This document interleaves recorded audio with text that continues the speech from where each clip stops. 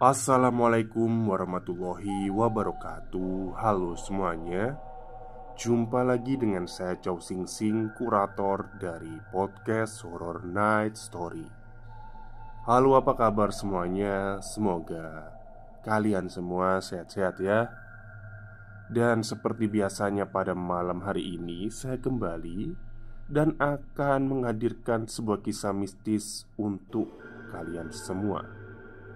Spesial pada malam Jumat kali ini, saya akan menghadirkan cerita dari Horrorism yang menceritakan tentang hotel berhantu. Tapi memang karena ceritanya pendek ya, nggak apa-apa lah. Oke, daripada kita berlama-lama, mari kita simak ceritanya. Cerita ini bermula saat karyawan salah satu perusahaan besar di Jakarta bernama Pak Eko mendapatkan tugas dinas luar ke daerah Semarang. Karena kebetulan dekat dengan rumahnya yang berada di daerah Solotigo, Pak Eko memutuskan untuk mengambil tugas tersebut.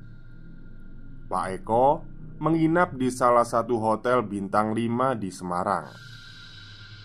Saat sampai di hotel itu, ternyata kamarnya penuh.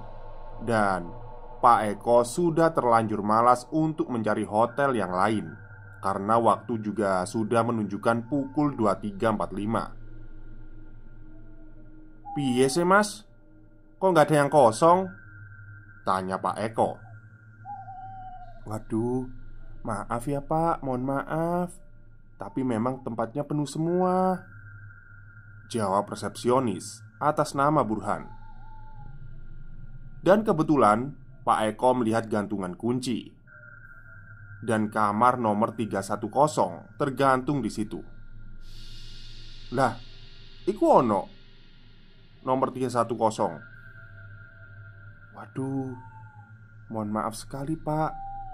Kamar itu memang tidak boleh diinapi. Hanya setiap pagi kami bersihkan saja." Dan tiba-tiba ada orang yang tergopok-gopok keluar lewat lift dan memutuskan untuk check out. Oke, lanjut. Burhan langsung menawarkan kamar yang baru ditempati orang yang tergopok-gopok keluar itu. Gimana pak? Ini ada kamar kosong 311. Jadi ambil tidak?" Ya wis lah, nggak apa-apa. Aku tidur di situ saja," jawab Pak Eko tegas. "Baik pak, akan kami siapkan dulu ya kamarnya. Kurang lebih 15 menit," kata Burhan lagi. 15 menit berlalu. Burhan kembali menemui Pak Eko sambil menyerahkan kunci kamarnya. "Silahkan pak, sudah siap kamarnya. Ini kuncinya. Dan dimohon bapak meninggalkan tanda identitas di resepsionis ya," kata Burhan sambil menyerahkan kunci kamar 311. "Ya, ini KTP saya ya," kata Pak Eko. Tanpa pikir panjang, Pak Eko langsung masuk dan menempati kamar 311. Pak Eko tidak langsung tidur, tapi dia menyiapkan berkas-berkas kantor untuk besok seminar sampai waktu menunjukkan pukul 2.30. Saat Pak Eko akan pergi tidur ke kasurnya, Pak Eko mendengar ada yang sedang menyetel lagu romance. Tapi Pak Eko tak menggubrisnya hingga akhirnya terlelap untuk tidur. Keesokan harinya, Pak Eko yang baru saja selesai seminar berkumpul dengan sahabat-sahabatnya terlebih dahulu. Seperti biasa, Pak Eko menyiapkan berkas lagi untuk seminar keesokan harinya. Nah, terdengar lagi lagu-lagu romance yang sedang berbunyi. Untuk meyakinkan hati Pak Eko dari mana asal suara itu, dia menempelkan telinganya ke tembok yang berbatasan langsung dengan kamarnya. Ya, kamar 310 yang letaknya di pojok dan tepat di sebelah kamar Pak Eko. Dengan perasaan yang sedikit geram, Pak Eko langsung menuju kasurnya dan tidur dengan nyenyak. Keesokan harinya, Pak Eko langsung menelpon bagian resepsionis bermaksud untuk berkeluh kesah. "Halo, resepsionis, dengan saya Burhan. Ada yang bisa saya bantu?" "Iya mas, saya dari kamar 311. Saya cuma mau tanya, kenapa kamar yang katanya tidak boleh ditempati itu sekarang ditempati orang? Dan saya jujur terganggu dengan itu," kata Pak Eko marah. Mohon maaf pak, kami tidak pernah memberikan kunci kamar tersebut pada siapapun," jawab Burhan mengelak. "Ah, nggak mungkin. Tadi malam jam 2 ada yang memainkan lagu keras sekali dari kamar itu," kata Pak Eko yang semakin marah. "Benar pak, tidak ada yang menempati kamar itu." "Ah, ya wis lah sakarepmu." Pak Eko langsung menutup telepon dengan keras. Hari berlalu dengan cepat. Sampailah pada malam hari, tepat pukul 2.30. Pak Eko benar-benar dibuat penasaran. Karena apa? Ya karena suara itu muncul lagi. Pak Eko yang berusaha mencari celah kecil di tembok kamarnya dan berhasil ditemukan celah itu. Mengintiplah Pak Eko di kamar sebelahnya karena penasaran. Setelah melihatnya, Pak Eko semakin kesal dan langsung kembali tidur untuk mengistirahatkan pikiran dan juga hatinya. Sampai pada pagi harinya, Pak Eko kembali menelpon bagian resepsionis dan dengan nada sedikit membentak, "Halo, piye sih mas? Katanya nggak ada orang. Kok malah ada perempuan di kamar sebelah? Sambil nari-nari lagi." "Waduh, maaf pak, kami benar-benar tidak menyewakan kamar itu ke siapapun," jawab Burhan tegas. "Halah, paling kamu nakut-nakutin saya aja. Udah ceritain." Burhan pun diam. "Sudah, ceritakan saja," bisik kawan Burhan yang terdengar di dalam telepon. Jadi gini pak, hal yang membuat kami tidak menyewakan kamar tersebut adalah anak pemilik dari hotel ini ditemukan gantung diri di kamar itu. Dan bapak tahu, dia suka sekali memainkan lagu romance.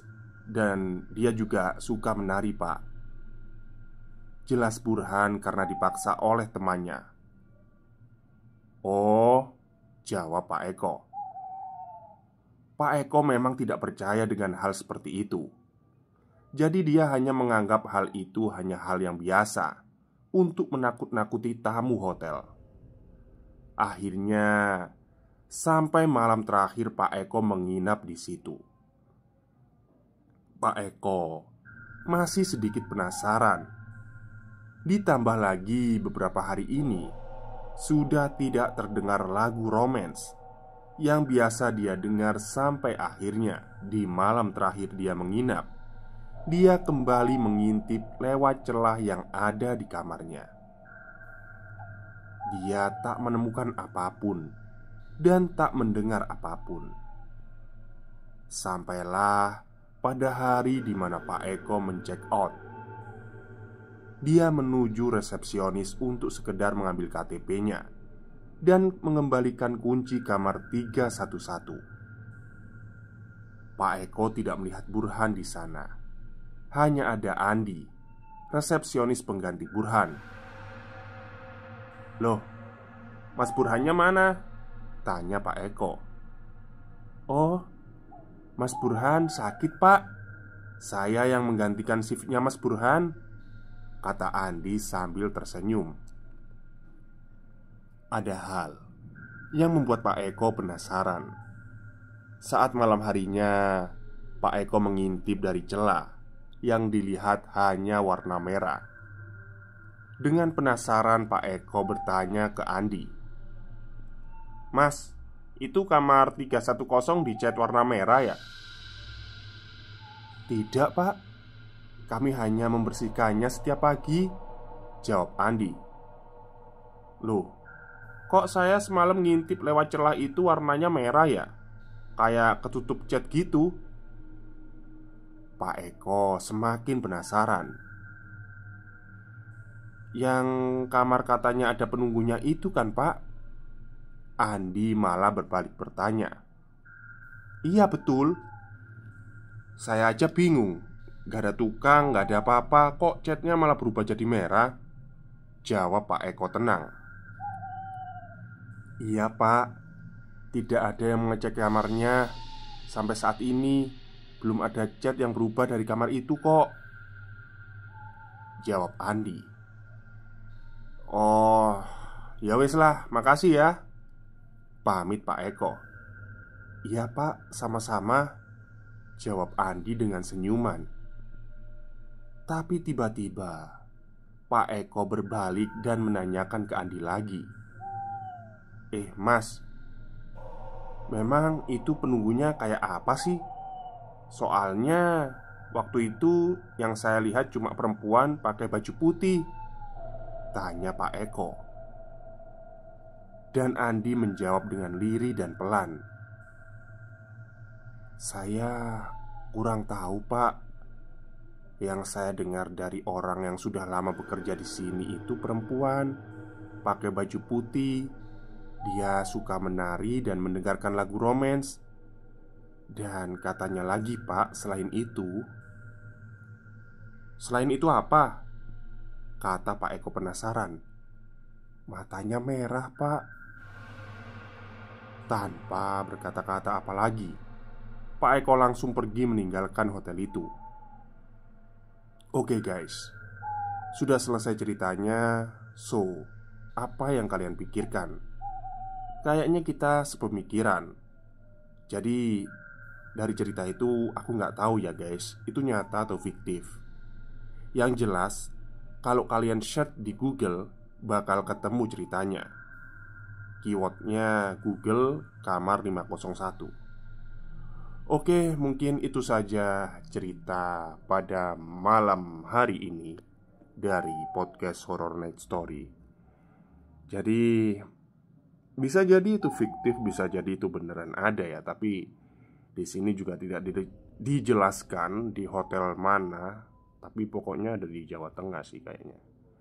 Oke, mungkin itu saja cerita untuk malam hari ini. Semoga kalian semua terhibur. Selamat malam dan selamat beristirahat.